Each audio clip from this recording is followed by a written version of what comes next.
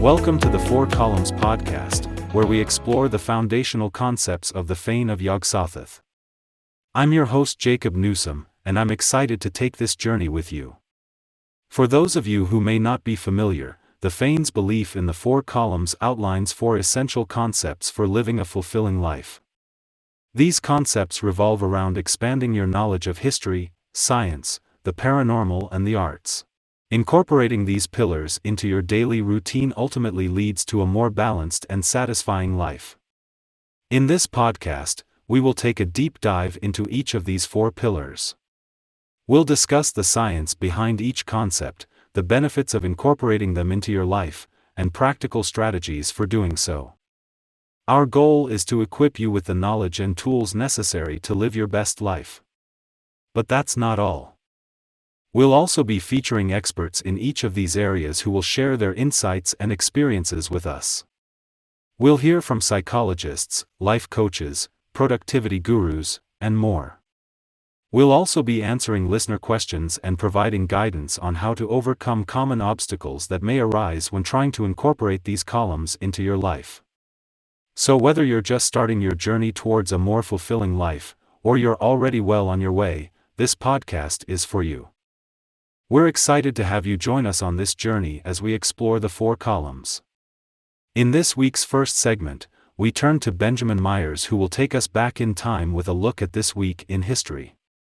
Ben, what do you have for us today? Thanks, Jacob. This week we have the anniversary of two civil rights events and the birthday of an American pop culture phenomenon. On March 20, 1965, President Lyndon Johnson notifies Alabama's Governor George Wallace that he will use federal authority to call up the Alabama National Guard in order to supervise a planned civil rights march from Selma to Montgomery. Intimidation and discrimination had earlier prevented Selma's black population, over half the city, from registering and voting. With the National Guard and FBI agents on hand, 3,200 civil rights demonstrators in Alabama, led by Martin Luther King Jr., began the historic march from Selma to Montgomery, the state's capital, the following morning. March 21, 1952, was the night of an event now recognized as history's first major rock and roll show, the Moondog Coronation Ball, held in Cleveland. The event had seen breathless promotion on the local radio station, tickets selling out in a single day. Thousands of teenagers, hours before showtime, lining up outside the biggest venue in town.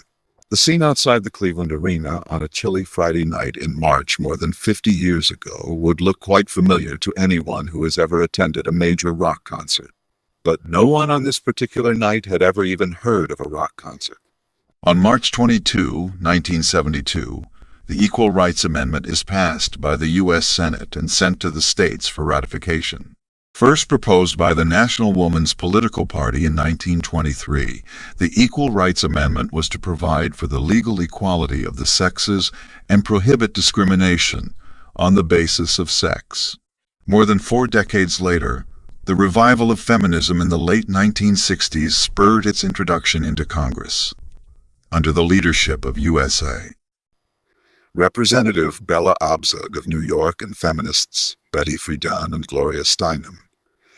It won the requisite 2/3 vote from the U.S. House of Representatives in October 1971.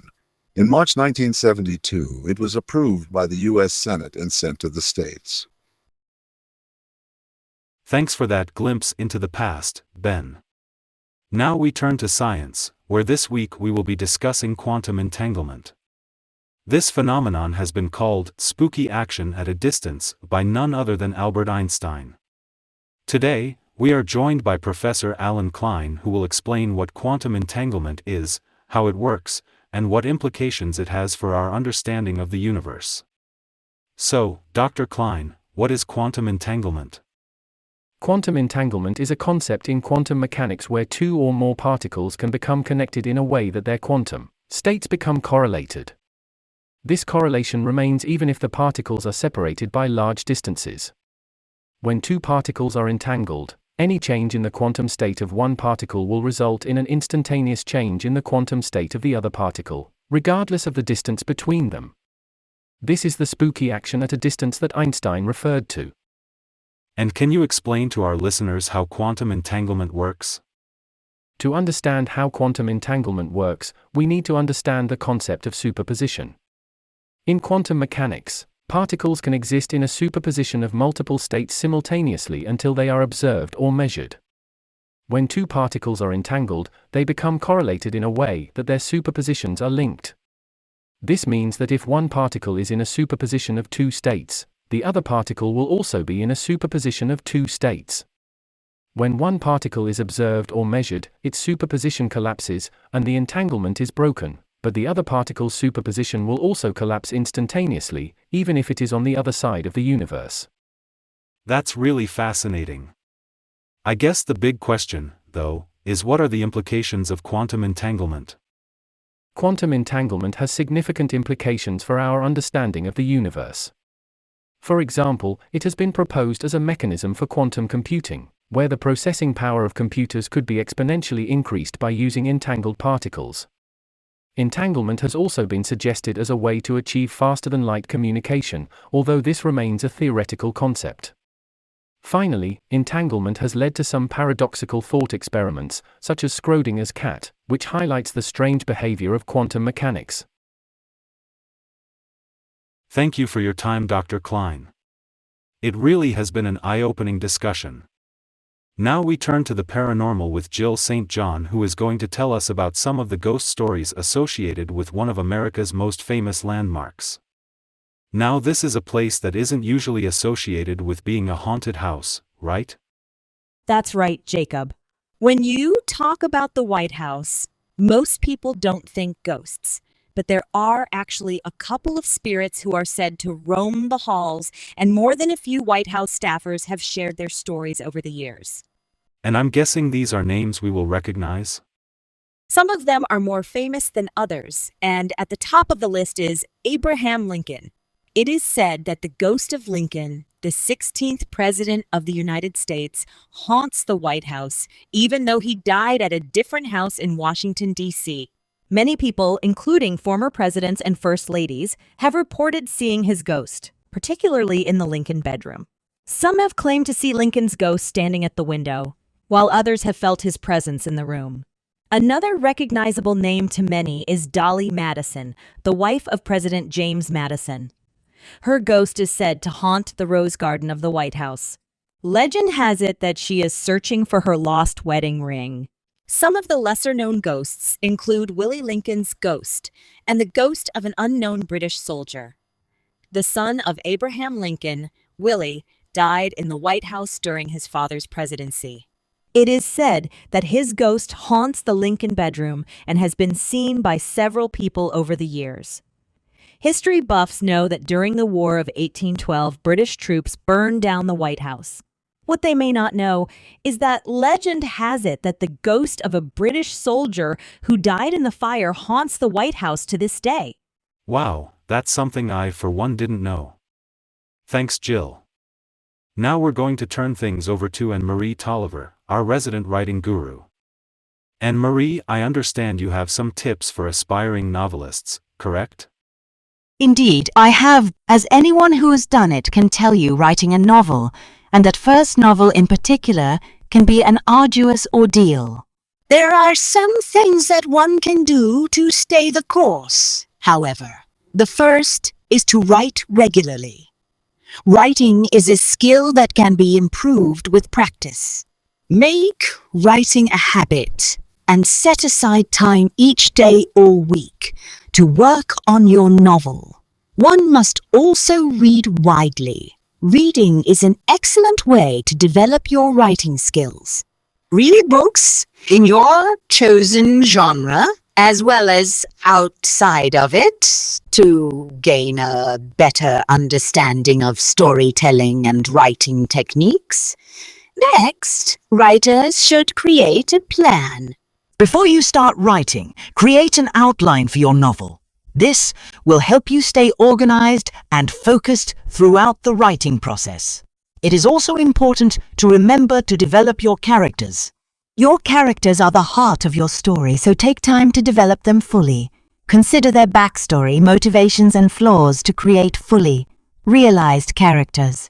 While it may be a cliché, the adage show, don't tell is actually quite true. Instead of telling your readers what's happening, show them through vivid descriptions and sensory details. Remember also that writing a novel is a process, and you'll likely need to edit and revise multiple drafts before you're happy with the final product. Take feedback from others and be willing to make changes. One way to get that feedback is to join a writing community. Joining a writing group or finding a writing buddy can provide valuable feedback, encouragement, and support as you work on your novel. A final bit of advice is to stay persistent. Writing a novel is a marathon, not a sprint. Stay persistent and committed to your goals, and don't give up on your story even when the going gets tough. Great advice, Anne-Marie. Sticking with the writing theme, we now hand things over to Thomas Bryant, our on-staff expert on H.P. Lovecraft. Before he gets into this week's Lovecraft reading, Thomas has some thoughts he'd like to share about Lovecraft's lasting, albeit complicated, legacy. H.P. Lovecraft was born in Providence, Rhode Island in 1890. He was a reclusive and introverted child who spent much of his time reading books and writing stories. Lovecraft's mother suffered from mental illness, and this likely contributed to his own struggles with anxiety and depression throughout his life. Despite his personal challenges, Lovecraft became one of the most prolific writers of horror and science fiction in the early 20th century.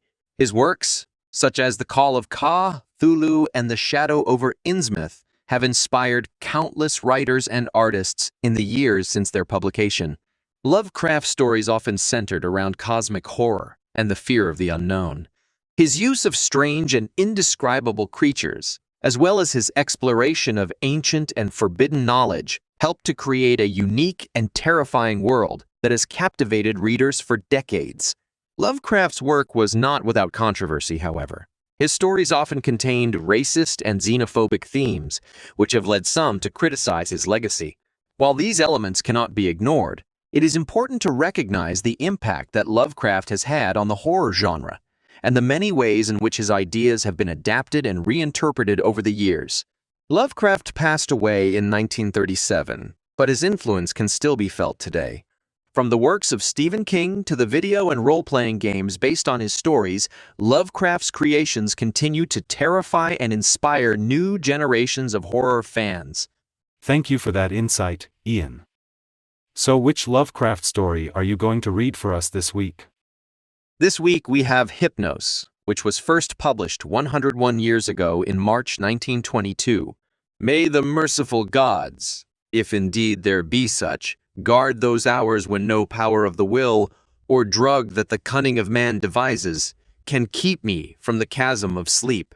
Death is merciful, for there is no return therefrom, but with him who is come back out of the nethermost chambers of night, haggard and knowing, peace rests nevermore. Fool that I was to plunge with such unsanctioned frenzy into mysteries no man was meant to penetrate, fool or god that he was. My only friend who led me and went before me, and who in the end passed into terrors which may yet be mine. We met, I recall, in a railway station, where he was the center of a crowd of the vulgarly curious. He was unconscious, having fallen in a kind of convulsion, which imparted to his slight black-clad body a strange rigidity. I think he was then approaching 40 years of age, for there were deep lines in the face, wan and hollow-cheeked, but oval and actually beautiful, and touches of gray in the thick, waving hair and small, full beard which had once been of the deepest raven black. His brow was white as the marble of Pentelicus, and of a height and breadth almost godlike. I said to myself with all the ardor of a sculptor, that this man was a faun statue out of antique Hellas, dug from a temple's ruins and brought somehow to life in our stifling age, only to feel the chill and pressure of devastating years. And when he opened his immense, sunken, and wildly luminous black eyes, I knew he would be thenceforth my only friend, the only friend of one who had never possessed a friend before. For I saw that such eyes must have looked fully upon the grandeur and the terror of realms beyond normal consciousness and reality, reals which I had cherished in fancy but vainly sought. So as I drove the crowd away, I told him he must come home with me and be my teacher and leader in unfathomed mysteries, and he assented without speaking a word. Afterward, I found that his voice was music, the music of deep viols and of crystalline spheres. We talked often in the night, and in the day, when I chiseled busts of him and carved miniature heads in ivory to immortalize his different expressions. Of our studies, it is impossible to speak, since they held so slight a connection with anything of the world as living men conceive it. They were of that vaster and more appalling universe of dim entity and consciousness, which lies deeper than matter, time, and space, and whose existence we suspect only in certain forms of sleep, those rare dreams beyond dreams which come never to common men, and but once or twice in the lifetime of imaginative men. The cosmos of our waking knowledge, born from such an universe as a bubble is born from the pipe of a jester, touches it only as such a bubble may touch its sardonic source when sucked back by the jester's whim. Men of learning suspect it little, and ignore it mostly. Wise men have interpreted dreams, and the gods have laughed. One man with oriental eyes has said that all time and space are relative and men have laughed. But even that man with oriental eyes has done no more than suspect. I had wished and tried to do more than suspect, and my friend had tried and partly succeeded. Then we both tried together, and with exotic drugs courted terrible and forbidden dreams in the tower studio chamber of the old manor house in hoary Kent. Among the agonies of these after days is that chief of torments, inarticulateness. What I learned and saw in those hours of impious exploration can never be told, for want of symbols or suggestions in any language. I say this because from first to last our discoveries partook only of the nature of sensations. Sensations correlated with no impression which the nervous system of normal humanity is capable of receiving. They were sensations, yet within them lay unbelievable elements of time and space, things which at bottom possess no distinct and definite existence. Human utterance can best convey the general character of our experiences by calling them plungings or soarings. For in every period of revelation, some part of our minds broke boldly away from all that is real and present, rushing aerially along shocking, unlighted, and fear-haunted abysses, and occasionally tearing through certain well-marked and typical obstacles described. In these black and bodiless flights we were sometimes alone and sometimes together. When we were together, my friend was always far ahead. I could comprehend his presence despite the absence of form by a species of pictorial memory whereby his face appeared to me, golden from a strange light and frightful with its weird beauty, its anomalously youthful cheeks, its burning eyes, its Olympian brow, and its shadowing hair and growth of beard.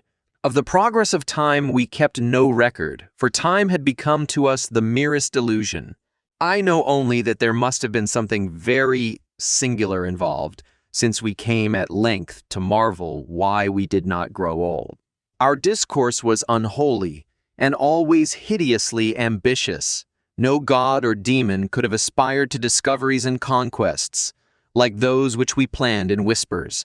I shiver as I speak of them, and dare not be explicit, though I will say that my friend once wrote on paper a wish which he dared not utter with his tongue, and which made me burn the paper and look affrightedly out of the window at the spangled night sky. I will hint, only hint, that he had designs which involved the rulership of the visible universe and more, designs whereby the earth and the stars would move at his command, and the destinies of all living things be his. I affirm, I swear, that I had no share in these extreme aspirations. Anything my friend may have said or written to the contrary must be erroneous, For I am no man of strength to risk the unmentionable warfare in unmentionable spheres by which alone one might achieve success. There was a night when winds from unknown spaces whirled us irresistibly into limitless vacua beyond all thought and entity. Perceptions of the most maddeningly untransmissible sort thronged upon us. Perceptions of infinity which at the time convulsed us with joy, yet which are now partly lost to my memory, and partly lost to my memory, and partly incapable of presentation to others. Viscous obstacles were clawed through in rapid succession, and at length I felt that we had been borne to realms of greater remoteness than any we had previously known. My friend was vastly in advance as we plunged into this awesome ocean of virgin ether, and I could see the sinister exultation on his floating, luminous, too youthful memory face. Suddenly, that face became dim and quickly disappeared, and in a brief space I found myself projected against an obstacle which I could not penetrate. It was like the others, yet incalculably denser. A sticky, clammy mass, if such terms can be applied to analogous qualities in a non-material sphere. I felt, been halted by a barrier which my friend and leader had successfully passed. Struggling anew, I came to the end of the dream and opened my physical eyes to the tower studio, in whose opposite corner reclined the pallid and still unconscious form of my fellow dreamer, weirdly haggard and wildly beautiful as the moon shed gold-green light on his marble features. Then, after a short interval, the form in the corner stirred. And may pitying heaven keep from my sight and sound another thing like that which took place before me. I cannot tell you how he shrieked, or what vistas of unvisitable hells gleamed for a second in black eyes crazed with fright. I can only say that I fainted and did not stir till he himself recovered and shook me in his frenzy for someone to keep away the horror and desolation. That was the end of our voluntary searchings in the caverns of dream. Oh, shaken and portentous. My friend who had been beyond the barrier warned me that we must never venture within those realms again. What he had seen, he dared not tell me, but he said from his wisdom that we must sleep as little as possible, even if drugs were necessary to keep us awake. That he was right, I soon learned from the unutterable fear which engulfed me whenever consciousness lapsed. After each short and inevitable sleep, I seemed older, whilst my friend aged with a rapidity almost shocking. It is hideous to see wrinkles form and hair whiten almost before one's eyes. Our mode of life was now totally altered. Heretofore a recluse so far as I know, his true name and origin never passing his lips. My friend now became frantic in his fear of solitude. At night he would not be alone, nor would the company of a few persons calm him. His sole relief was obtained in revelry of the most general and boisterous sort, so that few assemblies of the young and the gay were unknown to us. Our appearance and age seemed to excite, in most cases, a ridicule which I keenly resented, but which my friend considered a lesser evil than solitude. Especially was he afraid to be out of doors alone when the stars were shining, and if forced to this condition he would often glance furtively at the sky, as if hunted by some monstrous thing therein. He did not always glance at the same place in the sky. It seemed to be a different place at different times. On spring evenings it would be low in the northeast. In the summer it would be nearly overhead. In the autumn it would be in the northwest. In winter it would be in the east, but mostly if in the small hours of morning. Midwinter evenings seemed least dreadful to him. Only after 2 years did I connect this fear with anything in particular. But then I began to see that he must be looking at a special spot on the celestial vault whose position at different times corresponded to the direction of his glance, a spot roughly marked by the constellation Corona Borealis. We now had a studio in London, never separating, but never discussing the days when we had sought to plumb the mysteries of the unreal world. We were aged and weak from our drugs, dissipations, and nervous overstrain, and the thinning hair and beard of my friend had become snow white. Our freedom from long sleep was surprising, for seldom did we succumb more than an hour or two at a time to the shadow which had now grown so frightful a menace. Then came one January of fog and rain, when money ran low, and drugs were hard to buy. My statues and ivory heads were all sold, and I had no means to purchase new materials, or energy to fashion them, even had I possessed them. We suffered terribly, and on a certain night my friend sank into a deep breathing sleep from which I could not awaken him. I can recall the scene now, the desolate pitch, black garret studio under the eaves with the rain beating down, the ticking of the lone clock, the fancied ticking of our watches as they rested on the dressing table, the creaking of some swaying shutter in a remote part of the house, certain distant city noises muffled by fog and space, and, worst of all, the deep, steady, sinister breathing of my friend on the couch, a rhythmical breathing which seemed to measure moments of supernal fear and agony for his spirit as it wandered in spheres forbidden, unimagined, and hideously remote,